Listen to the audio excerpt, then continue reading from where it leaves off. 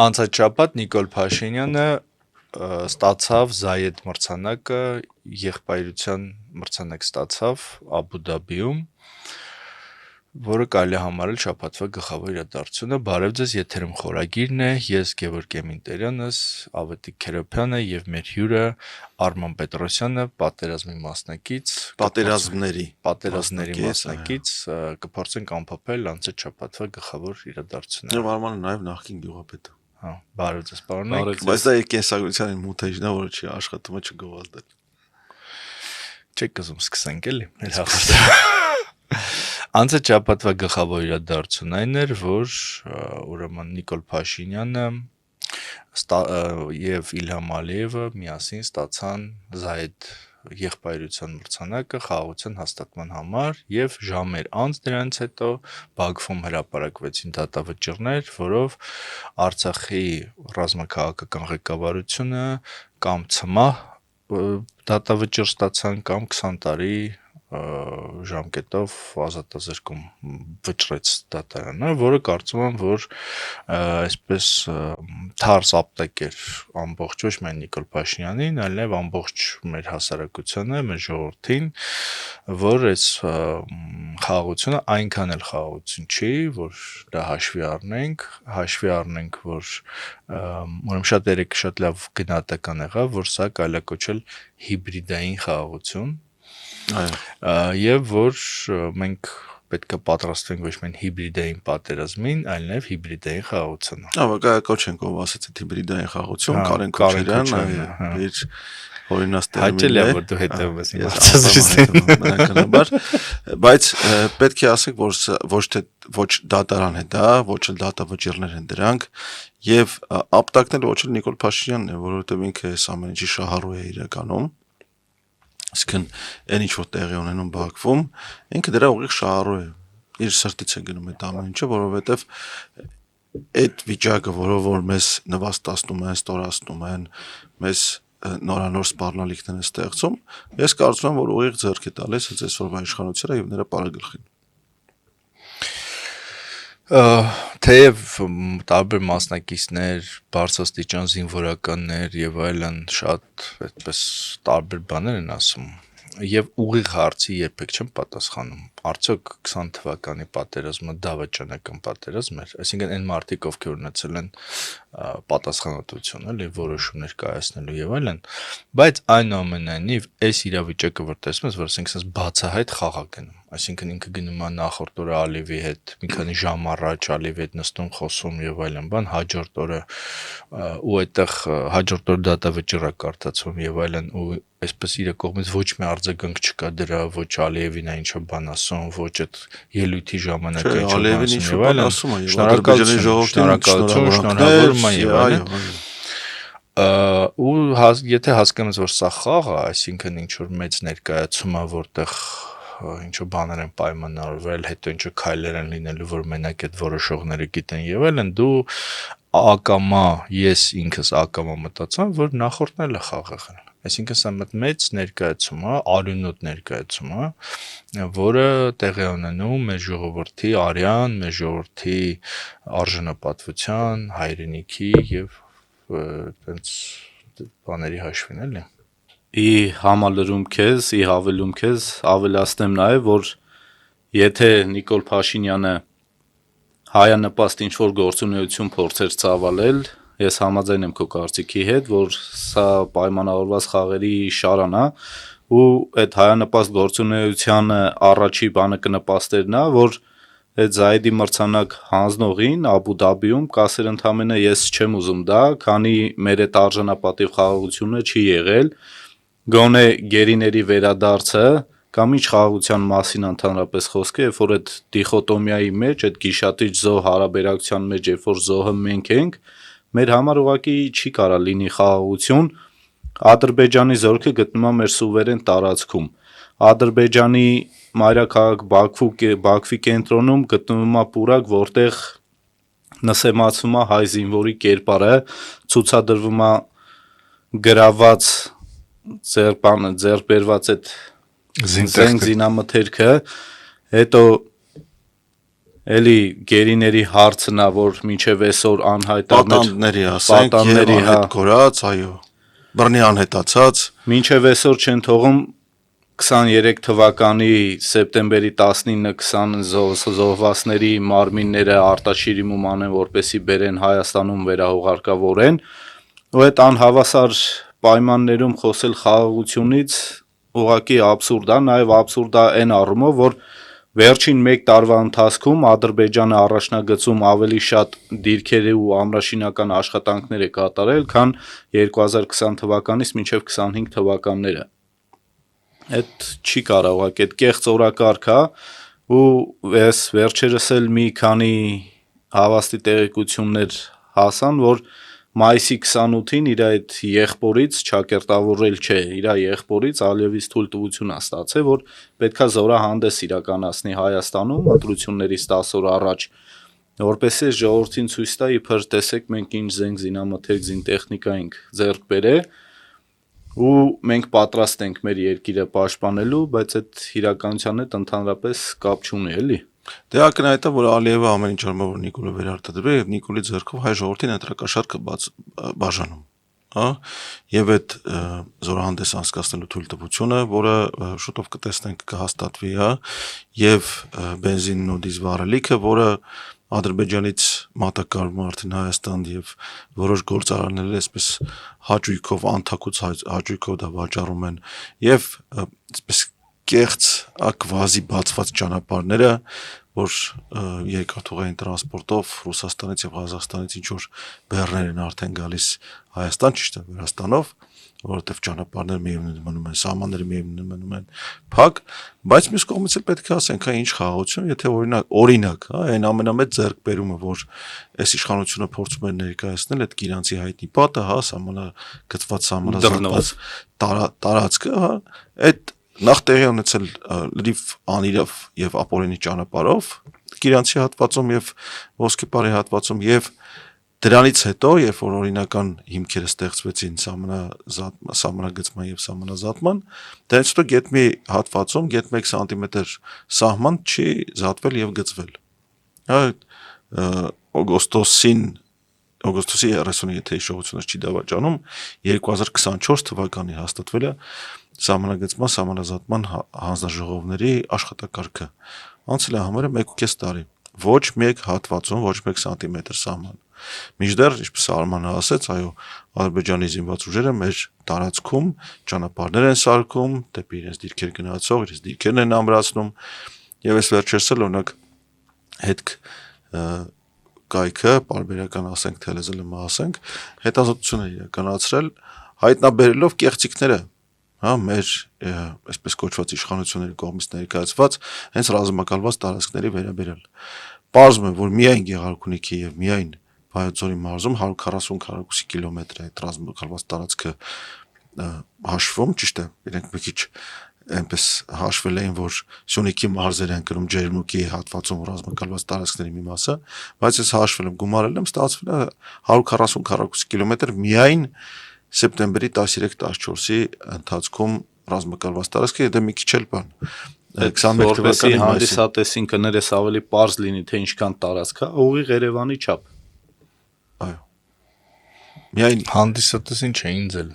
Այո։ Եվ դեռ կանդրադառնան իհարկե Սյունիքին, կանդրադառնան թե ինչքան ռազմակալված տարածքներ թաքուն են ադրբեջանցիները զավթել գրավել, հա, մտել, գիտենք, որ ասենք նույն ներքին հանդի հատվածում չէր հրապարակվում, չէր հանրայնացվում, այդ ամեն ինչը եւ գիտենք նաեւ, որ ասենք նույն սեպտեմբերի 13-14-ից հետո մենք էլի զոհեր ենք ունեցել, հա, եւ տեղ գյուղի շրջակայքում գիտենք հետախուզության փայլուն սպաներից մի քանիսը այնտեղ զոհվեցին, դրանից հետո ներքին հանդում ունեցանք կորուստներ եւ այլն եւ այս պարագայում խոսել խաղաղության, առավել եւս եղբայրության, խաղաղություն եւ եղբայրություն կարող է Իլհամ Ալիևի եւ Նիկոլ Փաշինյանի եւ նրանց տիկնած միջև, բայց ոչ հայ ժողովրդի, ոչ Հայաստանի Հանրապետության եւ Հարևան Հանրապետության միջև այն պարագայում, երբ որ զինված ուժերը Ադրբեջանի գտնում են Հայաստանի տարածքում եւ ժամանակ առ ժամանակ էլ գրակոստներ են հնչում Հիշենք, որ 25 թվականի մարտ-ապրիլ ամիսներին դեռևս կրակում էին մեր գյուղերի վրա, եւ այս ամեն ինչի շրջակայքի պարագայում խոսել խաղաղության մասին նույնիսկ ավելորդել է։ Ես ընդհանուր առմամբ համաձայն եմ քո ասածի հետ, Ավետիք ջան, ուղղակի ուզում եմ երկու ճշգրտում անել։ Մեկը այն է, որ այդ համանազատումը, որ կանգնեցված վիճակը, դա սովորաբար ուրեմն ընտրությունների նախաշեմին միշտ էլ Արցախյան հակամարտության, ասենք, բանակցություններն էին սառեցվում, չգիտեմ, ինչ որ ժամանակ էր տրվում, մինչև նոր կառավարության կազմավորումը։ Երկրորդը այդտեղ լավ կողմն է, որ մենք այնուամենայնիվ դիտվում ենք իբրև սուբյեկտ, այսինքն դա նշանակում է, որ Ադրբեջանին ինչ որ ուժեր, ես ենթադրում ինչ ուժեր բան են անում, արգելակում են, թույլ չեն տալիս, որ այդ նորից ինչ որ պատերազմական ռազմական գործողություններ լինեն, այսինքն դա նշանակում է, որ Հայաստանը մնում է աշխարհի քաղաքական քարտեզի վրա, որովհետև հակառակ դեպքում այդ ընտրություններին չէին սպասի եւ հաշվի չէին առնի դա լավ նորություն է, այս ամբողջ դրա մի քիչ խորքային բան էլ կա, որ ընտրություններից համամիտ չեմ քո ասացի հետ, որովհետև Իլհամ Ալիևը տենում է, դե իր աղբերը առանց կրակելու տալիս է։ Պատմությունն էլ չի գրվում իրադարձությունների հաջորդականությունը, որ արագ լինի։ Չի լինի 2025 թվականին, կլինի 2026 թվականին, ինչ տարբերություն։ Ես կարծում եմ, որ մենք մի հատ հերթական դաս ենք ստացել։ Այս երկուսն էլ կայացման ինքնահաստատման խնդիր ունեն։ Հիմա ասեմ էլ Արմեն ջան, ուրեմն պատմականորեն դու փորձում կարճ ձևակերպել, այնպես է ստացվել, որ Հայաստանի ուրեմն վերստեղծման գաղափարը ծնվել է Արևմուտքում։ Հետո Ռուսաստանը հանձնարարել, որ ինքը կանի այդ հայկական թագավորության վերստեղծումը, հետո փոխել է այդ կոնցեպտը, սարքել է ուրիշ մի բան, եւ Արևմուտքը մեզ ցույց է տալիս, որ ինչպես որ 18 թվականին չլիներ Արևմուտքը, չլինի Առաջին հանրապետությունը, նույն կերպ էլ ցույց է տալիս, որ հիմա էլ եթե ինքը չլիներ, մենք չենք ունենալ Հայաստանի Հանրապետությունը, բայց մենք սովորաբար այդ որ մի հատ այդ հարվածը ստանում ենք, չգիտեմ ինչ կամ հետո մի որոշ ժամանակ sense թափվում ենք, բան, հետո նորից հին երգն ենք սկսում երգել, էլի որ կեցե հյուսիսը, կեցե ռուսները եւ ռուսավորչներ մեզ կուտեին եւ այլն։ Հիմա ես կարծում եմ, որ սա էլի այդ հերթական փուլն է, որը բան ենք հիմա ապրում ենք։ Իդեպ մենք սպասում ենք, Հայաստանը սպասում անհամբեր Վենսի այցին եւ ինչ որ սպասում են բաներ էլի որոշակի ինչ որ լավ լուրեր են սպասում, որ գուցե գերիներ վերադառնան, գուցե այլ բաներ լինի, ենթադրվում է, որ կարող է եկեղեցու դեմս կատաղի պայքարը մտ ուրիշ հուն տեղափոխվի, ինչ որ բաներ կան, էլի ակնկալիքներ կան, որ ինչ կարա փոխվի, որովհետև այնուամենայնիվ գալիս է մի մարդ, որը այդպես աշխարհի վեկտորներ, աշխարհի քաղաքականությունը վեկտորացնող մարդկանցից մեկն է։ Այստեղ մի կարևոր հանգամանք պետքա ուշադրություն դարձնենք դրան, այդ այնա, որ մեր պետական մակարդակով մեր համոզմունքները, ցանկությունները այնքան են իջել, որ աշխարհի զորագույն պետություններից մեկի երկրորդ մարդը ղեկավարը գալիս է մեր երկիր, ու մենք ոչ թե ակնկալում ենք ինչ-որ տարածաշրջանում գործոն լինելու ապագա տեսլականն է քննարկենք նրա հետ, այլ ընդհանրապես մեր ցանկությունն է, որ գերիներ վերադարձնեն կամ կճոյան կաթողիկոս տանդեմը վերանա, մեր նիշը այդքան իջացրել ենք մենք։ Արմեն ջան, հիմա մենք գտնվում ենք մի հատ վիճակում, որ մտածում ենք ողջ մնալու մասին։ Ես համաձայն եմ քեզ հետ, այդ այլ որ բան կա, չէ, բուրգ կա, որ սկզբում փորը տեսկշտացնում, հետո եսիմի, ինչ հետո հոգևոր պահանջմունքները ավելի ուշ են էլ ձևավորվում։ Հիմա մեր մոտ հələ որ այդ ողջ մնալու բանն է գնում, ու դրանով է նաև պայմանավորված, որ մենք անցած անգամ դրա մասին խոսեցինք ավետիք հետ, որ ինքնապահպանությունը, մենք ուզում ենք ինքնապահպանություն լինի ու դա կապում ենք եկեղեցու հետ, բայց չենք այսպես թերահավատորեն ենք վերաբերում ինքնապաշտպանությանը, որը կապվում է պետության հետ։ Այսինքն ինչ որ պետական խնդիր է, դա համարում ենք, որ դե լավ կարա սա չլինել, մենք պետք չէ որ ինքնապաշտպանվենք, ուրիշները մեզ կպաշտպանեն, բայց որ մենք որպես հայ, որպես ցեղ, որպես չգիտեմ էթնիկ խումբ, որպես ինչ որ կենթանիների առանձնահատուկ բան ուզում ենք ապրենք մեր ավանդույթներով, դա ինքնապահպանությունն է, որին մենք լրիվ համաձայն ենք, էլի։ Չգիտեմ, մեր եկեղեցին, մեր խորովածը, մեր, չգիտեմ, զոռնադհոլը եւ այլն։ Ուրեմն այս շաբաթվա մյուս կարևոր իրադարձությունը այն էր, որ ուրեմն ԿՊ-ն սկսեց հայտարարել, որ մենք թևակողել ենք ներգաղթի դարաշրջան, թվեր սկսեցին բերվել, որ այսքան մարդ է եկել, այսքան երբեք պլյուսով չի եղել, ուրեմն մուտքը այս 30 տարվա ընթացքում ու մենք կոտրել ենք այդ արտագաղթի շղթան։ Այստեղ իրենք իհարկե լռեցին երկու կարևոր ուրեմն բաների մասին, ցուցանիշների մասին, այն է Գեղարքունիքի եւ Սյունիքի մարզերի բնակչության թվի մասին, որը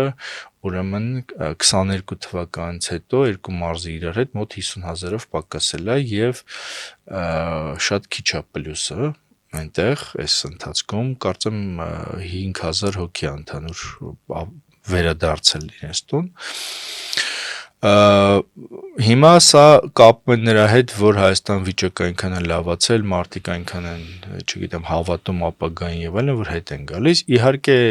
այն որ ասում ստախոսի տունը հրդեհան գնում, չես հավատում դրան, չգիտեմ, գուցե ասենք ինչ որ տոկոս կա, որ ասֆալտը լավացել է, չգիտեմ, բան, բայց հիմնականում իհարկե պատճառն այն է, որ Ռուսաստանում գործերը վատ են, ուրեմն ռուբլին էժանանում է, մարդիկ մի տարի աշխատում են, հետո տնեցիկ փող են ուղարկում, որ հետ վերադառնան, որ հանկարծ չբռնեն բանակ տանեն, այո, բանակ են տանում, չգիտեմ, ինչ որ շովինիստական բաներ են այնտեղ աճել, որ ինչի պիտի սևերը գան, բանանային եւ այլն, եւ սա էլի հերթական մտնպաստավոր իրավիճակ է հայահավաքության համար, բայց քանի որ մենք նախորդ մի քանի փուլերը, որ տեսանք, ասենք, ինչ եղավ Սիրիայում, սիրիահայերի հետ, որ ասենք շատ կարճ ժամանակ մնացին Երևանում եւ փախան Հայաստանից։ Նույն վիճակն է միջելուց Արցախահայության հետ։ Այո, Արցախահայության հետ մենք եւ այդ վիճ կոմը, հա, նաեւ վիճակագրական տվյալները ներկայացնում, թե բռնի տեղահանվածներից եւ Արցախից այստեղ տեղափոխվածներից ինչքան մարդ լքել է Հայաստանը եւ չի վերադարձել, հա, 25,000-ի կարգի մոտավորապես թվի մասին ենք խոսում եւ այստեղ իհարկե շատ կարեւոր է վերադառնալ մի բանի, սա տեղի ունենում այս թվերի հրապարակում, տեղի ունենում նախընտրական փուլում, գիտենք երեք նախագահ կոչվածը հրամանագիր ստորագրեց հունիսի 7-ին ընտրություններ անցկացնելու մասին եւ ես կարծում եմ ու ինչ որ չափով վստահություն ունեմ, որ այս ամեն ինչը արվում է ընտրակեղծիքներ նախապատրաստելու համար, այս թվերը պատահական չեն հնչեցվում, իհարկե մենք գիտենք նաև, որ ասենք լիքը մարդիկ կան, որ նոր Ռուսաստանում մահացել են եւ այստեղ ոստիկանությունը տվյալներ չունի այդ մարդկանց ողջ լինելու կամ չլինելու մասին, բայց նաև տեղեկություններ ունեն, որ տարատեսակ այսպես առիթներով մարդկանց տներն են մտնում եւ ասենք Ռուսաստանում 15 տարի գտնվող հորեղբոր մասին հարցումներ են անում, ուրա երբ է գալու է, չի գալու, հասկանում են թե ինչ վիճակ է, փորձում են հասկանալ թե իրականում ինչ վիճակ է եւ կարծում եմ, որ մենք շատ կարեւոր այսպես բան ունենք աչքներիս առաջ, հա, ընտրակեղծիքներ։ Միջայլոց չմոռանանք նաեւ, որ անցել շաբաթ եւ այս շաբաթ նաեւ շարունակվեց դիտորդական առաքելությունների նկատմամբ հարձակումը, հա, ուղղությամբ հարձակումը, որով մեծ համանախապակումներ մցրեցին ընտրությունների ժամանակ դիտորդական առաքելություն իրականացնող կազմակերպությունների եւ դիտորդների վրա, որոնցից ամենա այսպես ակնառու բանը այն էր, որ դիտորդին, կոնկրետ դիտորդին քաղաքական չեզոքության պահանջ էր ներկայացվում, նախկինում դա դիտորդական առաքելության ընթացքում էր կամ դիտորդություն իրականացնելու ընթացքում էր վերաբերում, բայց հիմա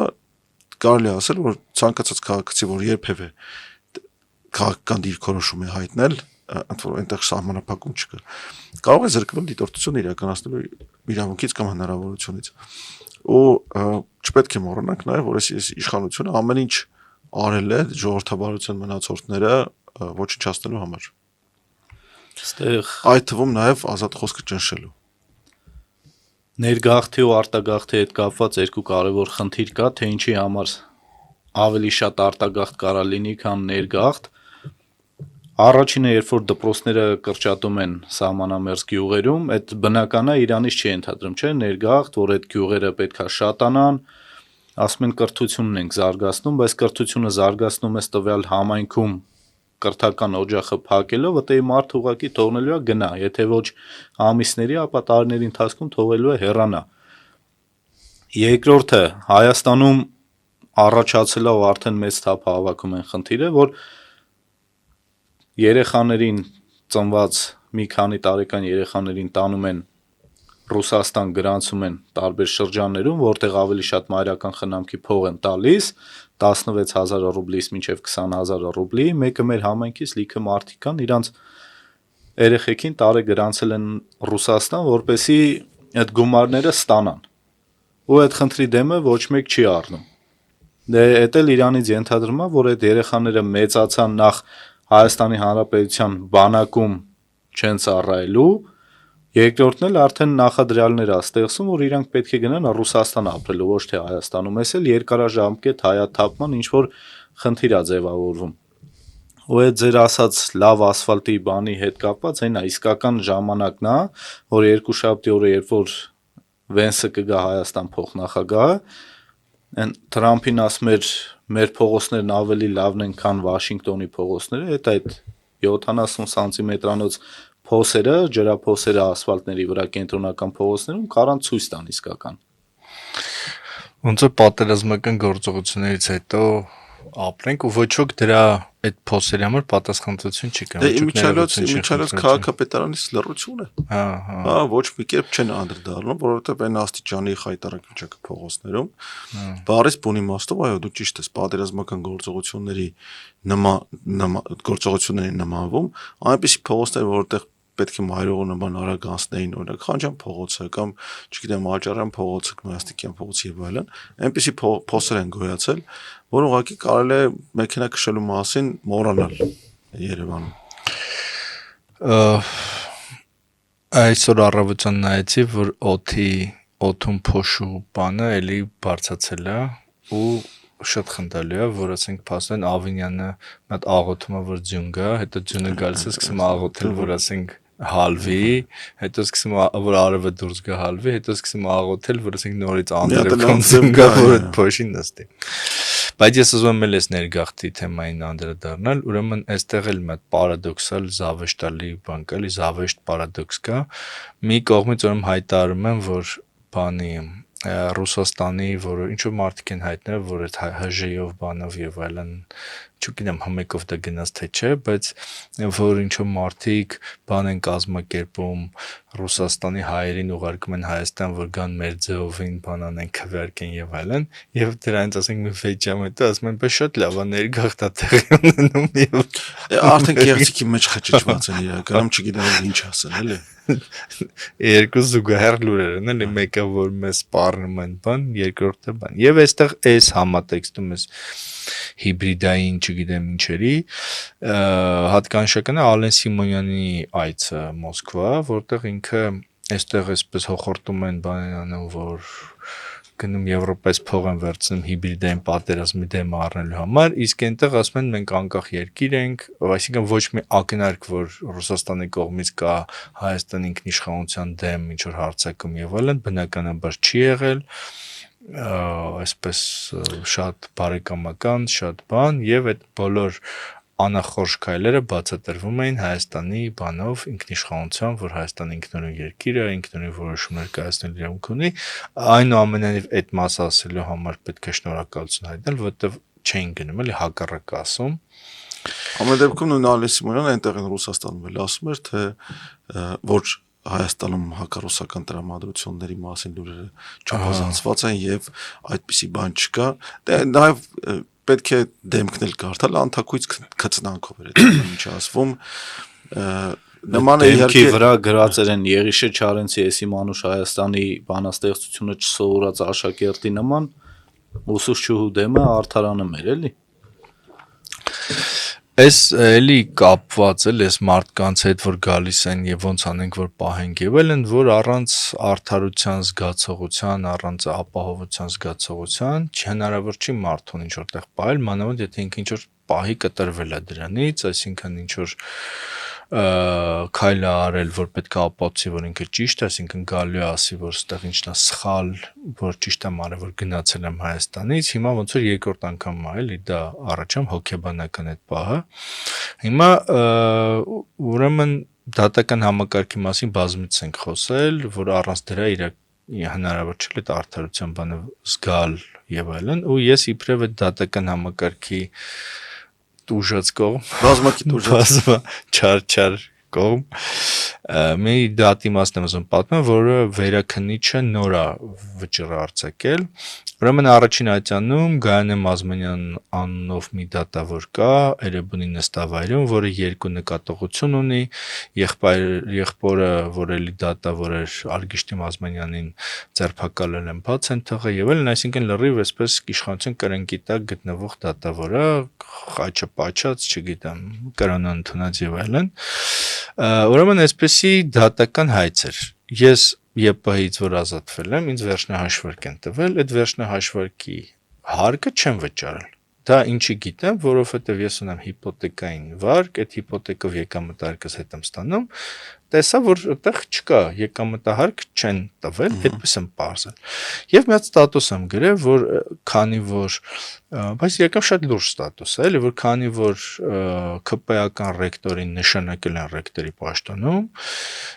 ինքը հաշվետու չի ոչ մեկին, ինքը հարկը սկսել է չվճարել։ Ու սա օրինակն է, էլի որ իմ հարկը չի վճարել։ Եվ քաղաքական սատիրա եմ արել, այսպես որ տեսնես ինչ արել, այդ գումարը Սուրեն Պապիկյանի հարսանիքին է տարել, թե Աննա Հակոբյանի հիմնադրամին է տվել եւ այլն։ ԵՊՀ-ն դիմել է դատարանը որոշել է, որ իմ գրածը զրպարտությունը Սուրեն Պապիկյանի եւ Աննա Հակոբյանի բանին հասցեին, այնինչ ես ընտեղ գել եմ, էլի միգուցե բան, այսպես բան։ Բայց երևի Աննա Հակոբյանը, Սուրեն Պապիկյանը գործով դժոխ չեն ճանաչվել, չէ՞։ Չէ, իհարկե չէ, բայց հիմա դատարանը ուրեմն վճիռ է կայացել, այդ առաջին այցան ներկայացել, որ ես պետք է ներողություն խնդրեմ Երևանի պետական համալսարան, ուրեմն իրենք հարկերը չեն վճարել։ Այսինքն իրանք այդ որ ասենք Նիկոլ Փաշինյանը հայտարարում որ հերոսներ են եւ այլն, իր պետական հիմնարկը, որ Իրան է ենթարկվում եւ բանը հարկ չի վճարում, ու բայց ես պետքա ներողություն խնդրեմ Երևանի պետական համալսարան։ Ասենք ես սրանց ավելի իհարկե էլի կան խայտարակ դատավճիռներ, բայց ասենք ասենց խայտարակ դատավճիռ ուղղակի դժվար է պատկերացնել, որ ուրեմն դատարանը իբր չի հասկացա, որ դա դատողական գնահատականա կամ չգիտեմ ենթադրությունա սատիրա եւ այլն, այդ երկրորդ մասը դրանց կարճել են, բայց այն որ ասենք ԵՊՀ-ն ասենք հարկը չի վճարել, փաստ, ես պեկից թուղթ եմ տարել, որ հարկը չի վճարել եւ այլն, պեկը ինձ բանա կնքած թուղթ է տվել, բան, որ տարի ներկայացել եմ դատան, դա հեչ, ուրեմն այդ Աննա բանը Հակոբյանը եւ Սուրեն Պապիկյանը մեջ էլ է։ Դե միջելուց այդ դատավճիռների թեմայով մենք կարող ենք նաեւ խոսել եկեղեցու նախկին սպասավորների կողմից եկեղեցու դեմ եւ թեմական առաջնորդների դեմ նոր նշանակված հայցերի մասին, որոնք դատարանը վարույթ են ընդունել եւ կարողացել է կայացնել նաեւ օրինակ հայցի ապահովման հետ կապված վճիռ եւ այլն, որը ընդհանրապես սահմանադրության եւ բոլոր տեսակի օրենքների խախտումներ են, բայց ամեն դեպքում նաեւ կուզեմ մի բանի անդրադառնալ, ես վերջերս քո գործընկեր լրագրողներից մեկը Կորյունե Սիմոնյան բարձել էր, որ Հայաստանում Կտրիչ Ներսիսյան անունով մարդ գոյություն չունի, մեջտեղ գիտենք, ասենք, տարատեսակ պաշտոնները Կտրիչ Ներսիսյանին են դիմում, եւ բարձվել է, ես էլ եմ մտել բարձել, որ այո, նաեւ ընտրողների ռեեստրում Գարեգին Բ. Կաթողիկոս Ներսիսյանը որպես Գարեգին Բ. Ներսիսյան է գրանցված մայրաթոռում եւ փաստորեն բոլոր են հայտարարությունները Կտրիչ Ներսիսյան իմով եւ այլն մարդիկ դեմ են գնում պետական համակարգին իրենցով, այսինքն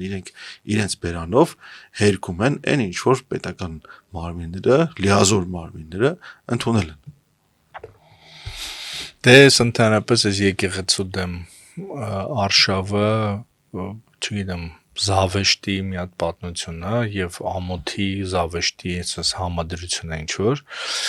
ու փառք Աստծո որ ոնց որ թե դա կոտրվել է Նիկոլ Փաշինյանի եւ իր թիմի գլխին մնացել են դրա տակ ակնհայտորեն ինչ էլ որ անեն ոնց էլ շարունակեն այս process-ը հետ էլ կանգնեն առաջ էլ գնան կալանավորեն ես իմ չունեմ parza որ իրանք չգիտեմ դրանով արագացնում են ինչ էլ անեն արագացնում են իրենց վերջը ուղղակի ցավալի է որ դա ոչ թե ուրախալի է որ կա այնուամենայնիվ մի բան որը մեր ժողովրդի համար անբեկանելի է որ սրբություն կա մյուս կողմից ցավալի է որ այդ սրբությունը կարող լիներ ավելի ոչ թե ավելի այլ ավելի վաղ կարող ի հայտ կարել այդ օրինակ Արցախը կարող ի հայտ գար սուտ խոսել է կարող ի հայտ գար չգիտեմ ինչը կարող ի հայտ գար բայց այնուամենայնիվ որ ինչ որ տեղի հետ է եկել դա էլ արդեն ուրեմն եթե մարդկանց հարցն է սրբությունները հայրենիքը առաջի տեղում չի լինի հաստատել է չնայած երևի թե հայրենիքը պետք է լինի առաջի տեղում էլի եւ հայրենիքը պետք է բացարձակորեն ոչ թե տարբեր մարդկանց կողմից մեջ բերվող ազատությունը մարդը այստեղ կռիվ չեկան ինձ ու մենք թուրքերին ասում ենք քոչվոր այսինքն մենք պատրաստ ենք արագ գնանք Հայաստանից չգիտեմ տունը վաճառենք տոմս առնենք եւ այլն բան բայց մեր ռոպագանդան թուրքերին ասում են քոչվոր վերանց փակ կպայեմ այո դուք ինձ խոստացել եք այս շաբաթվա հետաքրքիր իրադարձություն էր այն որ Նիկոլ Փաշինյանը որոշել էր հաղթական ընթացք ունեցող մեր ֆուտզալի հավաքականին մաղթեր հաջողություն այսպես on-line եթերով պատճիկներ սրտիկներ եւ այլն եւ անմիջապես դրանից հետո ֆուտզալի հավաքականը պարտվեց եւ դուրս մնաց առաջնությունից այսի մի քիչ բանը սիմվոլիկ տղեկը նոր ասма ֆուտբոլային լեզվով ասած վիզ էին դնում որ պատմություն կերտեին Եվրոպայի բրոնզե մեդալակիր ուկրաինացիներին հաղթեցին, ասենք դրանից հետո որ պետքա հանդիպեին Խորվաթիային, որը անհամեմատ ավելի թույլ էր, քան Ուկրաինան, պետքա անցնեին հանդիպելով Իսպանիային, այդ բանը ոնց ասեմ, կախարդանքա, ինչա, այդ անտերը գնաց ցույց տվեց, այդ բանը չէ, on-line կապի մեջ էին դուրս եկել, մագան սաղ լցրեց այդ խեղճ տղեկի վրա, դուրս եկան չկարեցան մի հատ գոլ խփեին դաժե։ Ընդհանրապես, այսպիսի մի հատ հոգեբանական բան կա, որ երբ որ ջղայնությունը կամ ներվայնությունը պահում ես ներսումը, դա բերում է ընդհանուր հոգեկան հավասարակշռության Ստեղ կներես գիտես, ես գալիս եմ այն իմ համոզմունքին, որ պարտված ղեկավարը չի կարա շարունակի ղեկավարել նույն երկրում։ Այսինքն դու եթե երկրի գոյաբանական խնդիրը չես կարեցել լուծես արժանավայել դիմադրություն ցույց տաս հակառակորդին, դու պարտվել ես պատերազմ ու շարունակում ես այդ պարտվական քաղաքականությունը վարես, ու այդ պարտվողի կերպարով դուրս ես գալիս ֆուտզալի հավաքականին, ասում ես տղեկ ջան ձեզ հաղթանակ, ասենք ոնց կարելի է քեզ լսել ու լուրջ ընդունել։ Ես ենթադրում եմ, որ այդ տղաների մեջ եղել են մարդիկ, որոնք ուզեցել են տեղ հայհոյեն կամ ինչ-որ բան ասեն եւ այլն, դա պահել են իրենց մեջ, չեն կարողացել դա բնականաբար ասեն, դուս են եկել դաշտ եւ ուրեմն այդ իրենց մեջ պահած բոլոր հայհոյանքները եւ չգիտեմ մտքերը եւ այլն Նորվեգիային, որ 9-0 կրվում էին, լավ է այդ օրն էլ չէ լավ ասեց բանը, նախկիններն են մեղավոր, Սերժն է մեղավոր, որ այդքան գոլ կերակ։ Միջայլոց նույն բանը տեղի ունեցավ մեր անպարտելի ամբիշ Արթուր Ալեքսանյանի հետ, Նիկոլից հետո անմիջապես հանդիպելուց անմիջապես հետո։ Հա որ գնաց եզրափակիչում աշխարհի առաջնության թե Եվրոպայի առաջնության պարտվեց մի մրցակցի, որին հաստատ պիտի հաղթեր, հա։ Ցավով եմ սրա մասին խոսում իհարկե։ Բայց կելա բան անել, ամփոփում անել, տեսնել էլ, ասենք եթե գործես գալի ճամփին, ասենք Նիկոլ Փաշինյանի շարասյանը տեսնում ես, մեքենաները ինչ ոնց է լինում այդ օրը, ու կարող է պարզի, որ ասենք ոչ թե պետք է սև կատվի անցնելուց վախենալ, այլ ասենք Նիկոլ Փաշինյանի հաջողություն մաղթելուց Այս նախագահի հետ հանդիպում կամ երկրի ղեկավարի հետ հանդիպում, որ այդ պետքա ոգեշնչի, չէ, ասենք կապ չունի դու մարզիկ ես, զինվորական ես, թե աշակերտ ես, իր այդ խոսքերը պետքա քեզ ոգեշնչի, չէ, դու ավելի մոտիվացվես, որ այդ տվյալ խնդիրն ու առաջադրանքը ավելի լավ կատարես։ 20 թվականի հոկտեմբերի 3-ի առավոտն տենց Արայք Հարությունյանը Մադաղսի նահանջից հետո մենակ եկել էր Եղնիկների Վահե 2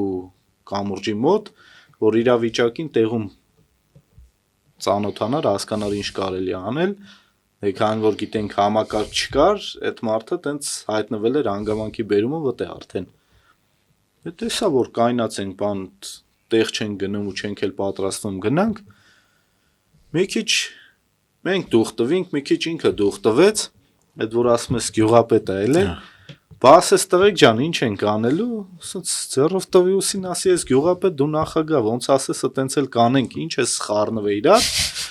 Անդերից մենուան ձեռը դրեց ուսին, ասեց ուզում ես գնա Երևան, ստեսախ հարցերը մենք գլուծենք։ Մեկ էլ զգաց հիշեց, որ ինքը նախագահ է, սկսեց ինքը ոգեշնչել, իր այդ հոգեբանական բանը լավ աշխատում էր էլի։ Լավ դուխ տվեց, ասեց դե եթե որոշում ենք իրար թեև թույքում կլնենք, պետքա ստե պահենք, կորցրածը հետ բերենք, ասին կլնի սաղ։ Ու էդի այսօր մինչև հիմա մեր ջոկատի տղեկի մեջ ոգեշնչման բան է մնացել նաև իմ մոտ, որ եթե երկրի ղեկավարը գալիս հասնում այն կրիտիկական պահին ըտե ու ինքը իր անձնական օրինակով ցույց է տալիս, որ պետքա անել, ոչ թե կամերայի հետևից ես իմ ինչ ցույց տաս, ասես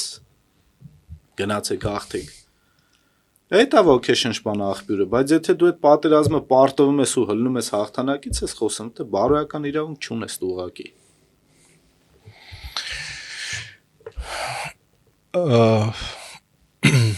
Ես ճիշտ ասած կարծում եմ, որ քանի Նիկոլ Փաշինյան իշխանությունը դա ունի դրական կողմ, որով այնա, որ այն ինչը որ չկազմակերպված է եւ հախորն է, չգիտակցված է եւ այլն, այս բոլոր մտքերը էլի որ մենք արտահայտում ենք բան ենք անում եւ այլն, իրենքը համակարգված դառնալու շանս ունի։ Այսինքն իրան չպետք է թերագնահատել, այդ որ ասում ես չհամակարգված է, ինքը սաղ քայլերը շատ ճիշտ իր համար մտածում է, բայց այս մենք համակարգվելու շանս ով է, ինքը այս հակառակ կողմը համակարգված չէ։ Օրինակ ես այսպեսի մի հատ բան ասեմ, դեռ տարիներ առաջ էլի, երբ որ ասենք Արցախը մերն էր, բան չէ, կար երկու թև։ Մեկը նույնիսկ գրողներ կային, որոնք շատ լուրջ մեծ գրողներ, որոնք այս երկու թևերի ներկայացուցիչներն են, ասենք խաղաղության թև կար եւ պատերազմի թև կար, որ ասենք նայ հետաքրքիր բան է, ով ավելի շատ է խոսած, իր ջուրը վերջացել։ Ինչ եմ ուզում ասեմ, ձեր հյուրն եմ, թողեք ինչ էլ ես խոսամ։ Բայց ոչ մի կողմը ոչ անունը չտամ, էլի ոչ այն մարդիկ, որոնք խաղաղության ու այդպես Լևոն Տեր-Պետրոսյանական թևն էին, ոչ այն թևը, որը Քոչարյանի ու այդպես Քոչարյանի շուրջ ստեղծված գրականության եւ բանի ներկայացուցիչներն էին, էլի։ Իրանք ոչ ոք միջև վերջ չէր խոսում, որ ասենք խաղաղության համար մենք պետք է գնանք զիջումների, եսի մինչերի եւ այլն, ոչ էլ այս կողմը ասում էր, որ ասենք եթե պատերազմ է, ուրեմն զինվեք, պատրաստվեք պատերազմի։ Լևոնը միշտ խոսում էր դրա մասին, ուղղակի մենք ասում այս ժողովուրդը սիրում է, որ իրան խափում են, ինքն էլ խափնվում է։ Մենք այդ խնդրին չենք սիրում, որ առերեսվենք։ Այդ մեր Երրորդ հանրապետության մեջ ես իրան մի հատ լավ անուն եմ տվել, ինքը Ձիկի Դիավոլն է, այս մեր պետության ու Լևոն Տեր-Պետրոսյանը։ Ինքը ճիշտ ասում էր, որ ինչու ռուսերեն։ Այդպես ավելի լավ է հնչում։ Մենք այդ իրականությունը չենք ուզեցել առերեսվենք։ Դա շատ լուրջ տեսակետ է, բայց այդտեղ ես եթե իհարկե հիմա դրա ժամանակը չի տեղը չի եղել, բայց ես կարծում եմ, որ ինքը այդտեղ ունի իր մեղքի չափաբաժինը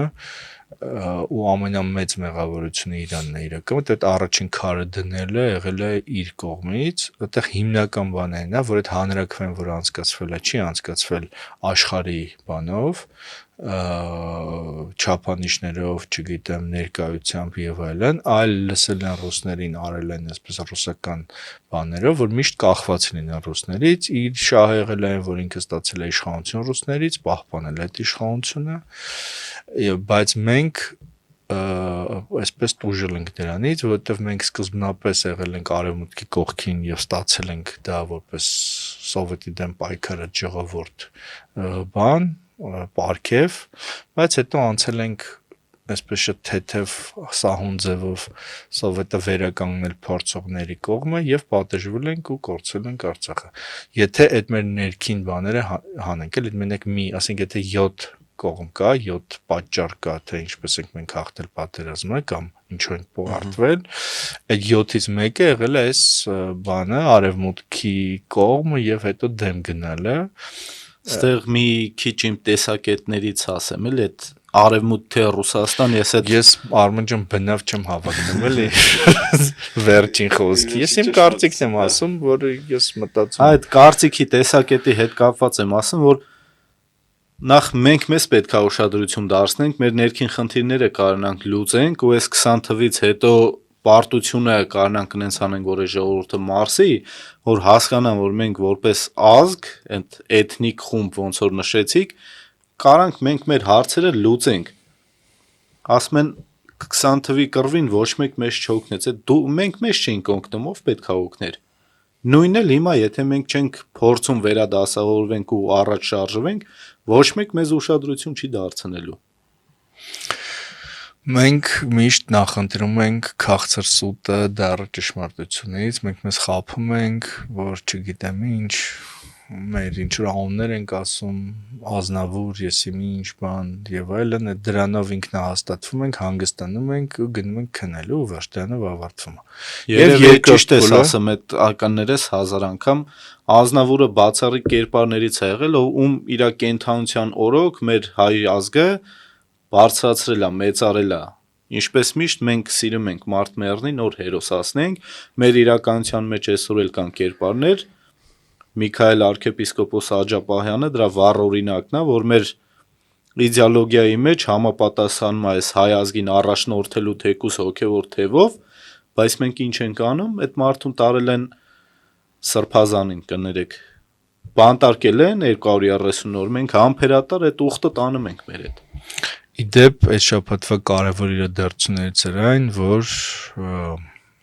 Միքայել Սրբազանը ուրեմն բանտային կալանքից փոխվել է տնային կալանքի, որը էլի իհարկե ծանր եւ ամոթալի բան է, բայց այն ամենենիվ ավելի ընդունել է։ Ու դա էլ է միանշանակ կապվում, ես կապում եմ Վենսիայից հետ, թեև բայց ոչ ոք դրա մասին չի խոսում, էլի, թե ինչու ասենք հանկարծ որոշեցին այդպես անել, որովհետեւ իրոք ինքը մեր ազգի առաջնորդներից է եւ այդ շատ մի 2 ամիս առաջ մենք հետո հպարտանել ենք, որ իր ժամանակակիցն ենք եղել։ Կին քաղ բանտարկյալ կար Լիդիա Մանտաշյանը 5 ամսից ավել գտնվում էր Աբովյանի քրեակատարողականում, նորություններն եմ թերթում, տեսնում եմ, որ մի 10 օրից Հայաստանում պատվիրակություն է գալու ԵՄ-ից, այդ իրավական համակարգից։ Դե ասում եմ սրանք, որ եկան, ուրեմն այդ դատախազություն կամ արդարադատություն պետք է գնան, էլի, ասում եմ, մի հատ տեքստ կկազմեմ, որոշեցի նստացույց անեմ, որ նախ այդ աղջկան բաց թողան, որտեվ վերջ-վերջո հայ ենք, ամոթ է ու նախ ինչ ահաբեկիչ։ Ինչ ահաբեկչություն եւ ինչ ահաբեկիչներ, էլի։ Գնացի այդ նստացույցը մի շաբաթ առաջ սկսեցի, ասացի գալու են, այդ կառավարության շենք էլ գնալու լինեն հանդիպման ընդե կգնամ։ Դա այդ պրոտոկոլից տեղյակ չէի։ Որոշեցի դատախազության դեմը ուրբաթ օրը արդեն որ պետք է այդ վերոնշյալները գային, 5 շաբթի օրը դատարեցին, այդ աղջկան բաց թողեցին Լիդիային։ Ընդե օգնականներից մեկն եկել ասում է պատվիրակությունն է գալու, ասում եմ, բա գիտեմ, բա դրա համար եմ եկել։ Ես չէի հելե բարձրաձայնում ասում, սենց խնդիրներ կա, բա ոնց բան ասում եմ, հա, եթե դուք մտածում եք խելացեք, մի քիչ էլ դիմացինին մտածեք, որ կարա մի քիչ էլ դիմացինը մտածի։ Լսի դու խերով նստացույց անող ես։ Խերով ակցիա անում է միջալոց։ Հիշեցնենք, որ Արմանը այն տղերքից մեկն էր, որ անցյալ տարի կառավարության շենքի դիմաց պաշտոնապես հետ հանձնեցին իրենց մարտական պարգևները եւ ես երիկակի բան ունեի այն ժամանակ, զգացում ունեի այն ժամանակ, բայց երբ Նիկոլը գնաց այդ Զահեդ մրցանակը ստացավ, ես հասկացա, որ տղերքը ճիշտ են արել։ մրցանակների ժամանակ չի եւ պարգևների ժամանակ չի։ Դրան ի հակադրություն հիշենք արտգործ փոխնախարար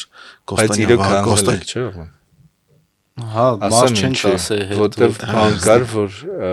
օրինակ շատ հայտնի դերասաններ կան, որը 18 թվականին հայտարարում են, որ բան են ասել, շատ սիրված, շատ հայտնի եւ շատ բոյով, հա։ Սիրելի։ Եվ Որ շատ հայտարարել սիրելի։ են բանի վերադարձնելու մասին, բայց հետո հասկանում ես, որ չի վերադարձել իրականում։ Պահել է իրեն։ Այդ իմ հատկապես մարտական ընկերները լավ գիտեն, թե ես ինչ վերաբերմունք ունի այդ շքանշանների, մեդալների վերաբերյալ, ու հատկապես երկուսը կային, մեկը նոր սենյակում որ խոսում էինք այդ առաջի մեդալի հետ կապված էր թուրք խփելու համար, երկրորդն էլ մարտական խաչն էր, որ Արեգասարի հակագրոհը պետք է իրականացնեինք, հենց կռվի ժամանակ էի ստացել, Այդ ես պատկերս մտածում ասում եմ Լեոնիդ Ազգալյանն էլ է մարտական խաչ ստացել, մենք էլ ենք մարտական խաչ ստացել, հետո որ մենուային Արցախ հերոսի կոչում տվեցին, այդ ողջավորվածությունը կրկնապատկում էր կռվի ժամանակ, ասում ենք պետք է անենց անենք, որ թազա բան մտածեն մեր համար, իմ սա ուշքու միտքը այն էր, որ մեր այդ խումբը պետք է կատարյալ լինի ու ավելի կատարելագործվի, որ անենք անհնարին է, բայց կռիվը վերջացավ իրականության մեջ եկար այն փոխարտգործ նախարարն ասում է այս այդ մրցանակը ստացել եմ, Հա, մրցանակ։ մարզային օլիմպիադայի չես գնացել Վահան Կոստանյանը։ Այո։ Ինչ ասում։ Այդ ժամանակը թռնում, հա, խոսակցության շուրջ։ Դե բայց ըստ երևույթին ավարտել ենք, մի հետաքրքիր թեմա էլ կար, այդ հաշվեկնիչ պալատի բանն է, ժողովրդավարության բաստիոնը, որ մենք ենք հայտնաբերել, ես հպարտությամբ ասեմ, օրագիր նյուզն է հայտնաբերել, ուրեմն պարզվում է, որ այս հաշվեկնիչ պալատը, որը պետք է ստուգի բյուջեի կատարողականը, չի կարողանում մտնի հիմնարկներ ստուգելու, նամակներ է ուղարկել, ուրեմն վարչապետի աշխատակազմ, նախագահի աշխատակազմ, չգիտեմ, նախարարություններ եւ այլն բոլոր տեղերից մերժվել է, թույլ չեն տվել, որ միանա Մալբերի համակարգին, տեսնի բանը, թե փաստաթղթաշրջանառությունը ոնց է կատարվել, ավելին կան հիմնարկներ, օրինակ Տկենի ջրային կոմիտեն, Սյունիքի մարզպետարանը, Լոռու մարզպետարանը եւ էլի մի 2-3 հատ էլ այսպես հիմնարկներ կան, որոնք սկզբում թույլ են տվել, որ այս հաշվեկնիչ պալատը մտնի, հետո բայց եւս զանգել են վարչապետի աշխատակազմ կամ չգիտեմ ուր բան, կամ ասենք ԿՊ-ի գրասենյակ են զանգել, ասել են չէ, դրանց կարակ թույլ չտեք ու փակել են Մալբերի համակարգը։ Դա այդ փաստաթղթից երևում էլի, որ սկզբում թույլ են տվել, հետո կասեցրել են։ Մենք զանգել ենք էլ այս կասեցրածներին, ասում ենք ինչու բան։ Տկենից ասել են, որ ոչ հաստատում ենք, ոչ երկում ենք, sense տիպիկ ԿՊ-ական պատասխան։ Սյունիքի Լոռու մարզպետարանը ասում են տեխնիկական խնդիր է։ Ու անհասկանալի է տեխնիկական խնդիր եղել, որ իրանք թույլ են տվել, որ հաշվեկնիչը մտնի, թե տեխնիկական խնդիր է եղել, որ հետո կասեցվել։ Դե իրականում սա այս Նիկոլի Թվի ժողովրդավարության պատկերն է, հաշվեկնիչ պալատը իմիջիայլոց ազգային ժողովին ենթակա թե ենթարկող թե հաշվետու մարմին է իրականում, իսկ ազգային ժողովն էլ գիտենք մեր այսօրվա կառավարման համակարգում իշխանության բարձրագույն մարմին է, ոչ կառավարությունն է, ոչ այնտեղ ինչ որ մարտիկ նախագահ կամ չգիտեմ ով էլ է, եւ այն որ իշխանության բարձրագույն մարմնի վերահսկողական փաստացի վերահսկողության գործունեություն իրականացնող գործառույթ իրականացնող մարմնի դիմաց դռներ են փակ, դա ինքնին աթենցուցիչ է, թե մենք ինչ վիճակում ենք գտնվում։ Քաղաքական համակարգի լավագույն ցուցիչներից մեկն է, որ չկա Հայաստանում մարդ, որ գնա վարչապետի աշխատակազմի դուրսեցի, ասի պարոն վարչապետ, ես եկել եմ ձեզ ստուգելու։ Դա հնարավոր չէ։ Այսինքն լինելու է, ինքը գնալու է, իրենց հետո են գալու ստուգեն, ու դա ասել են, սա քաղաքական հետապնդում է, չգիտեմ, սրանք, նրանք ուզում են մեզ եսիմ ինչ անեն, մեր ինքնիշխանությունը եսիմ ինչը եւ այլն։ Մենք ենք պահպանում մեր Մենք ենք իշխանությունը, պահպանում, սրանք մեզ հա։ ռուսիսապոկնիսողները եկել են մեր վրա քարեն գլորում։ Դա վերաբերում է նաև քրեական գործերին, դա վերաբերում է նաև ամեն ինչին։ Ու ստացվելի է, որ մենք մեր պետությանը չենք հավատում։ Այսինքն չկա մարդ, ով խոսի, ասի, որ սա է ճշմարտությունը, օբյեկտիվը եսի միջև, մենք այն լսենք, ասենք ճիշտ ասում։ Որտեղ մենք մտածել ենք, որ սա էս ինչական է, նա ինչական է եւ այլն, եւ հերթական խաղն է, խաբեությունն է, շահերն են քաղաքը։ Վերջում մի բան էլ ավելացնեմ։ Երկուշաբթի օրը Ամերիկայի փոխնախագահի գալու հետ կապված մենք ակցիա ենք իրականացնելու, որպես եւս մեկ անգամ իրազեկենք, տեղյակ պահենք, մարդը կարող է չիմանա, Քո խերով նստածություններից ես անելը։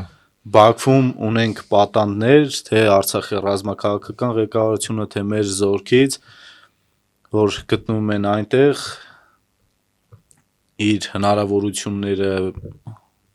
կապերը օգտագործելով փորձի հետ բերի, քանի որ այդ անունակա իրականացնելու մեր քաղաքական ղեկավարությունը իրենց օրակարգի մեջ չի մտնում, սենց ասած։ Երկուշաբթի տեղի ու ժամի հետ կապված արդեն հավելյալ տեղեկություն կտանք իմ Facebook-յան էջով, թե որտեղ ենք անելու, նամակ ենք հանձնելու Վենսին, որպեսզի մի 2 րոպե ժամանակ գտնի, կարդա, իմանա ինչ ենք ուզում։ Եթե ստացվի, կարող ենք ասել, որ քո նստածույցները տարածաշրջանային մասշտաբով հաջողակ են։ Իրականում այսօր հերոս են մարդիկ են, ովքեր չեն վախենում իրենց դեմքով եւ իրենց ձայնով Ես կատեք եմ իրենց տալի, բայց կարծիքը գուցե ներկայացնել, կատակի բան չի դա էլի։ իրենց կարծիքը ներկայացնել ոչ թե են հարկատուն, մանավանդ դիմացից նստած, որի հարկերը մի կողմից փառաբանվում են, Հերոսից տարել մյուս կողմից գողացվում են այդ հարկերը։ Ուրեմն այս լավ նոտայով, հույսով ավարտենք մեր հավատով, այո, որ ամեն ինչ լավ է լինելու կամ ավելի շատ լավ է լինելու, քան վատ։ Ավարտենք մեր այսօրվա հաղորդումը։ Սիրելի հետևորդներ, հիշեցնեմ, որ դուք դիտում եք Խորագիր հաղորդաշարը Ավետիք Քերոփյանի, Արման Պետրոսյանի հետ։ Այսօր եւս ամփոփեցինք անցած շաբաթը, կհանդիպենք մյուս շաբաթ։ Ցտեսություն։ Ցտեսություն։